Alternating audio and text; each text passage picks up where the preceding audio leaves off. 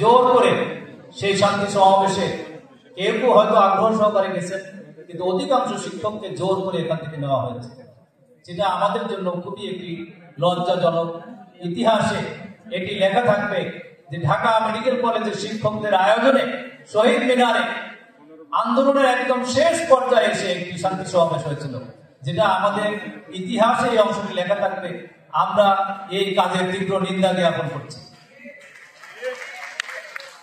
প্রিয় ছাত্রছাত্রী ভাই বোনেরা, আমরা যে কথাটি প্রমাণ এখানে বলছে সবাই আমরা জানি, ঢাকা মেডিকেল কলেজের ইতিহাস কিন্তু চিকিৎসার ইতিহাস, আন্দোলনের ইতিহাস।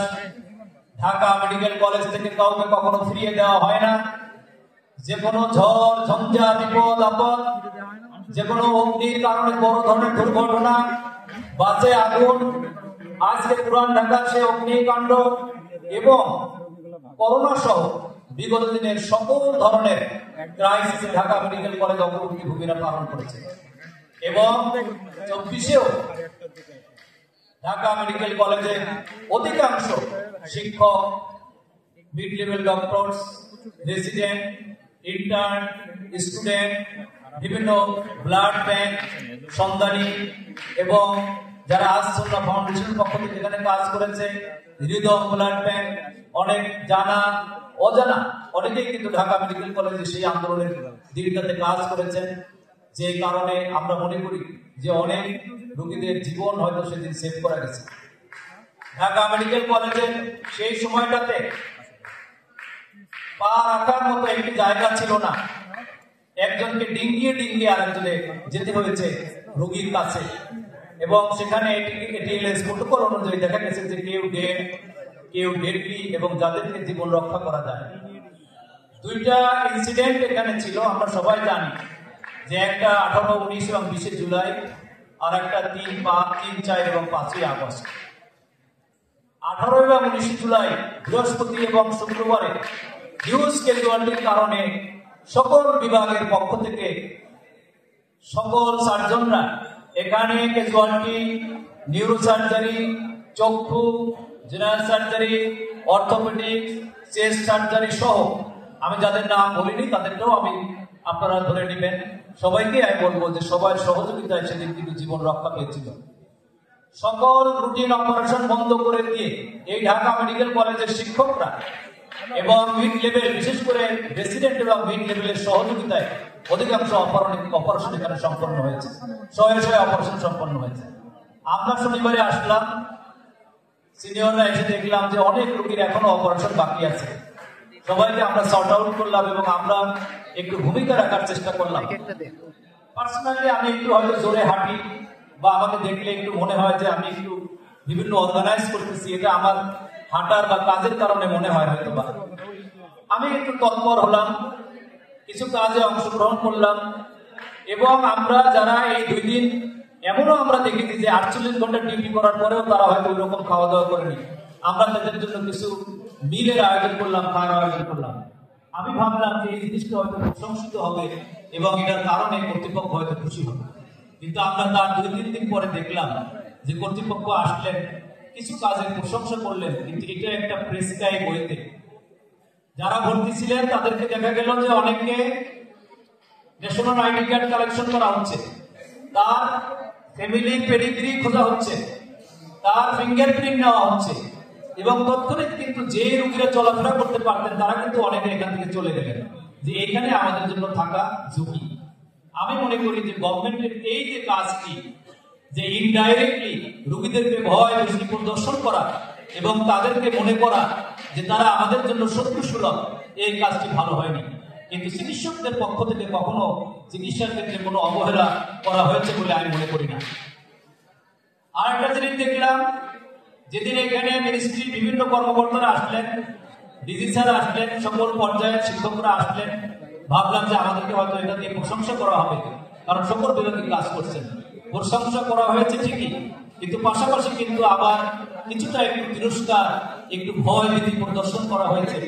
এবং সেখানে আমি দেখলাম এই ঢাকা মেডিকেল কলেজের প্রাক্তন ছাত্র কেউ কেউ সেখানে ভয়েস রেজ করলেন যে যারা এখানে অতি আগ্রহ দেখাচ্ছে, বা বিভিন্ন সামাজিক যোগাযোগ মাধ্যমে ছাত্রদেরকে আন্দোলনের পক্ষে কথা বলতেছেন, তারা মূলত সরকারের বিরুদ্ধে কাজ করতেছেন এবং তাদেরকে এখানে থাকার কোনো অধিকার নেই।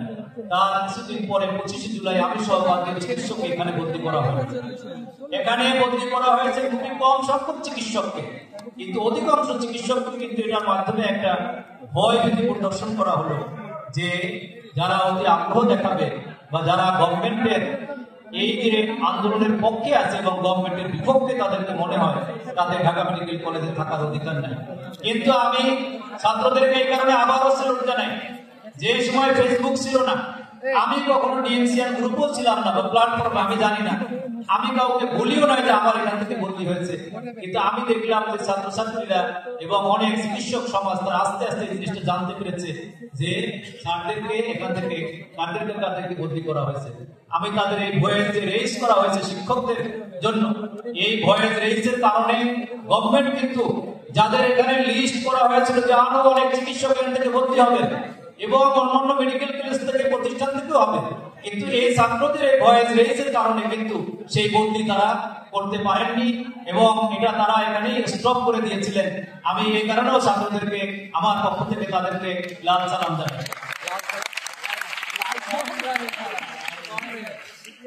এরপরে আন্দোলন পরবর্তীতে আমি দেখলাম যে 5ই আগস্টের পরে 6ই আগস্টে আমি দেখলাম যে ঢাকা মেডিকেল কলেজে যেসব সুপ্ত প্রতিভা ছিল, যারা এতদিন পর্যন্ত তাদের সেই যোগ্যতাটাকে শো করতে পারেনি, যারা শুধু আইটিএম কার্ড এবং বিভিন্ন পরীক্ষার বেড়া করেছিলেন, যারা মুখ ফুটে কোনো সত্যকে সত্য মিথ্যাকে মিথ্যা বলতে পারেননি, বরং সত্যকে সত্য মিথ্যাকে মিথ্যা বলার কারণে নির্যাতনের শিকার হয়েছে, সেই সব ছাত্রদের মধ্যে আমি তাদের স্ফুলিঙ্গ দেখতে পেলাম যে তারা নিজেরাই অনেক ভালো ভালো কাজ তারা এখানে করে ফেললেন।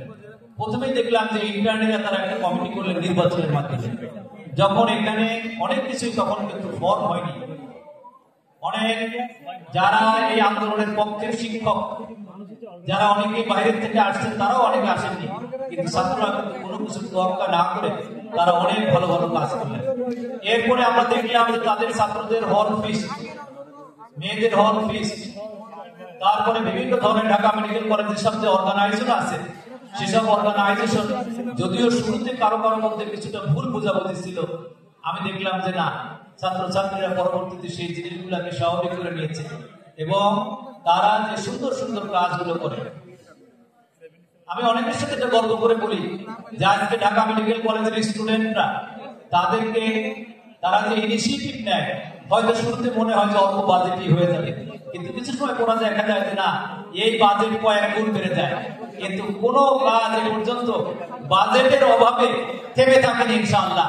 এটা এবং এই বাজেটের ক্ষেত্রে একটা প্রতিযোগিতা লেগে আছে। আজকে দেখলাম যে আমি কিছুটা অংশগ্রহণ করি, কিন্তু আমার থেকেও ভালো ভালো প্রতিযোগিতা এখানে আছে, আমি নাম বলবো না। বিশেষ করে আমাদের আমাদের আরিফিন নিউরো সার্জারির আমাদের সুমন রানা এবং আমাদের গাউসুল আজম এবং অন্য অনেক শিক্ষক বৃন্দ যারা এখানে উপস্থিত নাই, আমি ইসমে আজম জিতুকে স্মরণ করতে চাই, শফিক স্যার এবং নাম জানা যারা ডিএমসিতে পোস্টিং নেই, এরকম অনেকেই প্রত্যেকটা বাজেটে এখানে অংশগ্রহণ করে। আমাকে হলের সহকারী প্রভোস্ট হওয়ার পরে হলে গেলাম, দেখলাম যে আমাদের ফিল্টার নাই। আমার শুরুতে একটা ধারণা ছিল যে আমরা হয়তো কোম্পানির কাছ থেকে ফিল্টারটা নিতে পারি, আমি দেখলাম যে এটার থেকে ব্যাপক প্রতিবাদ। আমি তখন নিজে তওবা করলাম যে আর জীবনে কোনোদিন কোম্পানির কাছ থেকে কোনো প্রোগ্রাম করার চিন্তাও করবো না, আমরা এটা করবো। আমি নিজের উদ্যোগে এবং আমি দেখলাম আরো ডোনার আমরা পেয়ে গেলাম, আমরা ঢাকা মেডিকেল কলেজে ফিল্টার এবং পরবর্তীতে এই পর্যন্ত যে প্রোগ্রাম আমরা যে ছাত্ররা বাস্তবায়ন করতেছে, ইনশাআল্লাহ তাদের ঢাকা মেডিকেল কলেজের প্রাক্তন বর্তমানে কর্মরত যারা যেখানে আছেন তারা বিভিন্ন ভাবে যে অংশগ্রহণ করতেছেন, তার মাধ্যমে আজকে আমরা এই অনুষ্ঠানে একটি সফল সমাপ্তি আমরা দেখতে পাবো। আমরা ছাত্রদের এইসব কাজের জন্য আমরা অবশ্যই তারা প্রশংসার দাবিদার। ভবিষ্যতে আরো যদি কোনো ভালো ভালো প্রোগ্রাম ঢাকা মেডিকেল কলেজে হয়, অবশ্যই আমি মনে করি যে ঢাকা মেডিকেল কলেজের প্রাক্তন ছাত্ররা, শিক্ষক এবং বর্তমানে কর্মরত বিভিন্ন মেডিকেল কলেজের যেসব শিক্ষকরা আছেন এখানে, তারা তোমাদের সকল ভালো কাজের সাথে এগিয়ে যাবেন। তোমরা ভালো ভালো উদ্যোগ নাও। এই প্রোগ্রাম গত 3 দিন থেকে চলতেছে। ছেলেদের এবং মেয়েদের, তাদের মধ্যে যে এত, আমি আজান শুনলাম যে এত সুন্দর মুয়াজ্জিন, কেউ মক্কার আজান দিলেন, কেউ মদিনার আজান, কেউ বাইতুল মুকাররমের আজান, এক একজনের এক এক ধরনের। তারপরে তাদের রাতে অংশগ্রহণ করা, বিভিন্ন ধরনের প্রেজেন্টেশন, এই দেশের ধর্মবাদ সংক্রান্ত যেসব প্রেজেন্টেশন তাদের ভবিষ্যতে, এবং যারা ফিলিস্তিনকে নিয়ে যে প্রেজেন্টেশন করলেন, আমি মনে করি তাদের ভিতরে যে তারা যেটা লালন করেন, যে এই স্বৈরাচার শুধু বাংলাদেশে না, সারা পৃথিবীর স্বৈরাচারের বিরুদ্ধে তাদের যে অবস্থান, যে ঘৃণা, এটার সামনে আরো অব্যাহত থাকবে। ভবিষ্যতে আমরা সারা দুনিয়ার শান্তিকামী মানুষের জন্য, তাদের জন্য আমরা তাদের পাশে দাঁড়াতে পারবো।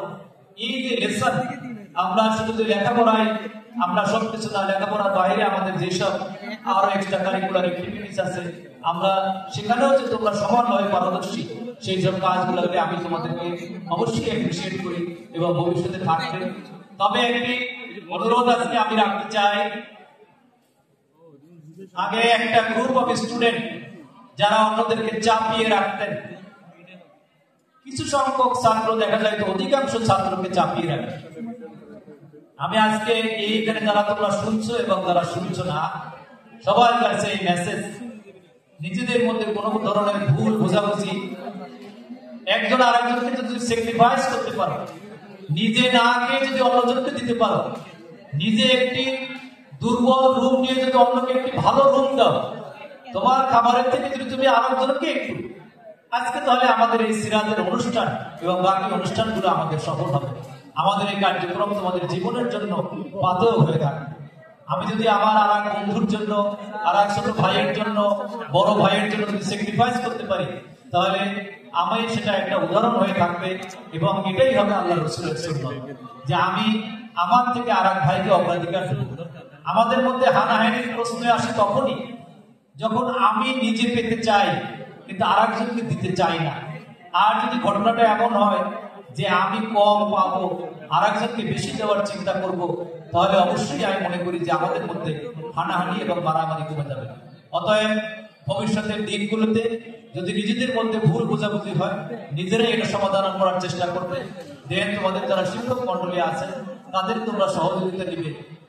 কখনো কোনো ভুল বোঝাবুঝিতে, কিছু টুকটাক ভুল বোঝাবুঝি আমরা বিগত দিনে দেখেছি।